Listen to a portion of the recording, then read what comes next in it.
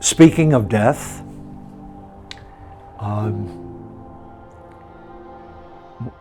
in the levels of unconsciousness related to our infantile background, you're in the land of giants, in the Freudian unconscious, or if a parental figure is in your dream, they will be higher and you'll be lower. That's a kind of a red flag that it's still from the child's point of view. You are still a child somewhere in your mind, and you're looking up to parents, and they're big. Question: where does the witch go? Do you really think she melted totally away in the Wizard of Oz, or that she burned up completely in the oven in Hansel and Gretel? Well, actually, she shows up way down here, but now she's grown a bit. And instead of that little old witch, you've got the black Kali. Now, she leads you to the River Jordan or the Ganges with that sweet, smiling, white face, the Mother Mary side. But as you get close to the river, she turns around and she has fangs, a necklace of severed heads. She is huge and fierce, and she will devour you. And that's a good thing, because the only thing she can devour is your ego and all the garbage that goes with it. She is a representation in the Eastern tradition of the womb of the tomb. She is going to give you the chance for what seems like a rebirth. Death and rebirth are this sort of thing. You can't have two centers. And this is a false center. This has to go before you can be solidly here. She'll take you there. Scare the hell out of this. Scare this into oblivion. And you end up here. Now, all of the wisdom traditions, whether expressly or implied, leave you with a trinity, a Trinitarian way of looking at it. Let's just take St. Paul, a great peacemaker, for example. Paul is originally Saul, a Roman soldier and a scholar. He gets a revelation from Spirit, which is the animating life force from the source. So there's the source, or in the Gospels, the Father. Now, Father in Aramaic, when capitalized, means the source, not Daddy, the source, according to the scholar's version of the Gospels. Now, you have Father, Son, and Holy Spirit. How do they become one? When you reach the point, your true center.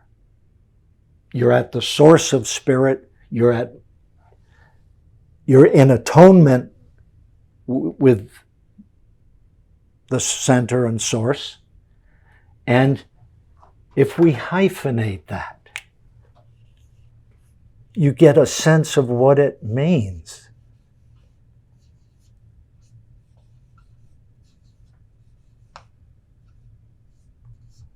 At one-ment, back together with the the feminine in total at-one-ment.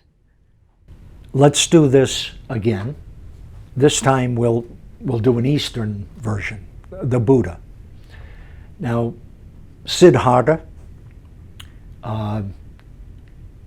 had his ego built up. He was Prince Siddhartha, but he got a revelation. The spirit moved him. He gave up his position as prince, went into the jungle, meditated and so on, and became Buddha, the one who woke up. So you had Siddhartha, you had the spirit, which this is porous. The spirit, some light gets through. Your body, as long as it's breathing, tells you the animating life force from the source is right here, right now. Does it permeate our mind? That's the question. So it did for Siddhartha. And so he ended up here. So in the gospel version, you have, again, the Father, the Son, and the Spirit in at-one-ment. And that's where, now you're back to here. And we can get back and face the life world with joy. And for the peacemaker, we come back and have the power and resources to deal with this daunting mess and to cause a hell of a lot of good trouble. It'll take a hell of a lot to undo this. Now, we started out with the religious task, and I'll just repeat. In the Latin, religio or religare, that's a relinking or rebonding, and now we know it's with the source.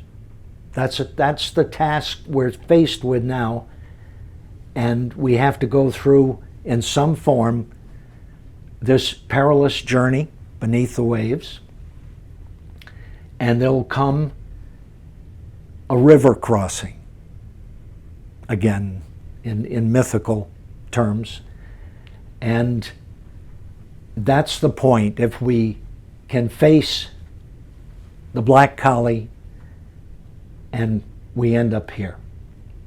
Now this is where, instead of having the restrictions to try and keep us in that balance between order and chaos, we need the guardrails, all the guardrails that are in place, because we're not seeing clearly, we're still off center. But when we get to here, as Augustine said, love and do as you will. Now you have the capacity for mature love, the power, and in the ancient Hebrew, it's nice to recall, before the Ten Commandments, the lead-in was much different. And it went something like this: when you are in at-one-ment with me, you no longer will kill, steal, etc., and so forth, because you see the connectedness. Be like killing part of yourself, stealing from you. So the left hand stealing from the right hand. What sense does that make? None of that makes any sense. And the warped desires, the warped feelings, the warped whatever are no longer a bother here. And think about the times, usually only momentary, but they're worth meditating on, When was death not a problem? You'll find it's at the same moment that time was not in the equation. When you had no sense of time, and when you are full of life, bubbling over, that's an indication that you've had a moment here. You've gone down to your true center. Pay attention to those moments. There are ways of becoming aware. Meditation, deep meditation, is an excellent way to, as you clear the chatter that comes out of all this chaos in here, and you get all the way here, there's a point where it seems like a moment, could be an hour or more, but you're certain in your perception that it's just a moment, and you weren't troubled by the thoughts. And amazingly, you can reach a point in deep meditation where there is no content, where it's almost pure consciousness, pure feminine. We must have a life world reconnect. Get back to the life world, to the natural world. And it's in encounters in the natural world that it takes us automatically. The beauty, for example, the surprise interactions with all types of critters, takes us out of time and out of this mess, brings us directly to our true center. This is The Guest House by Rumi. This being human is a guest house. Every morning, a new arrival, a joy, a depression, a meanness. Some momentary awareness comes as an unexpected visitor. Welcome and entertain them all. Even if they're a crowd of sorrows who violently sweep your house empty of its furniture, still treat each guest honorably. He may be clearing you out for some new delight.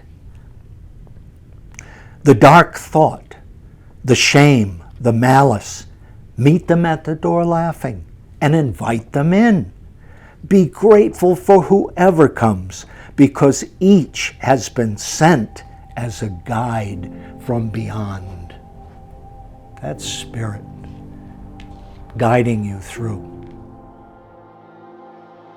If you'd like to continue the exploration and journey toward true center, I'd love to be a part of a larger community, and please contact me at lifeworldreconnect.org.